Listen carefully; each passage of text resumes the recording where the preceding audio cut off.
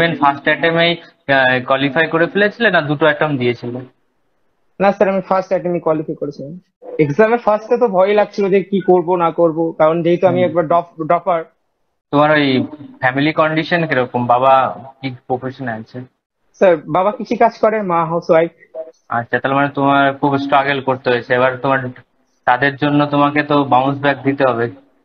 In future planning কি আছে নাইটিতে যাওয়ার পর? হ্যাঁ স্যার, অ্যাকচুয়ালি মানে বাবা মা তো অতটা ঠিক পড়াশোনা নেই, অতটা সম্পর্কে জানে না।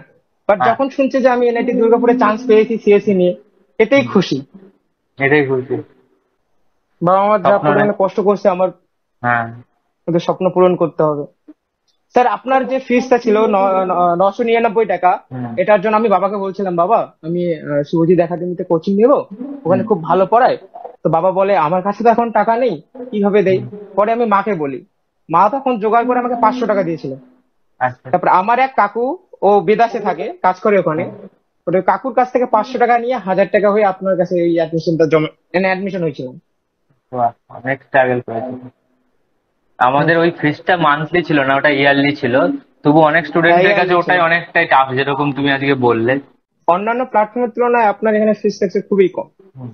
আর কন্টেন্ট সম্বন্ধে তোমার কি বক্তব্য? আমাদের কন্টেন্ট কি কম ফিস বলে খারাপ, এরকম কিছু না মনে স্যার, হয়েছে? কন্টেন্ট না, কোনোদিনও মনে নেই, কন্টেন্ট একদম পুরো খুব ভালো স্যার। ঠিক আছে, তুমি ভালো করে পড়ো। লাস্ট আমাদের যারা স্টুডেন্ট আছে তাদের একটা ভালো অ্যাডভাইস দাও, তারা কি করবে, কিভাবে করলে এরকম বড় অ্যাচিভমেন্ট করতে পারবে।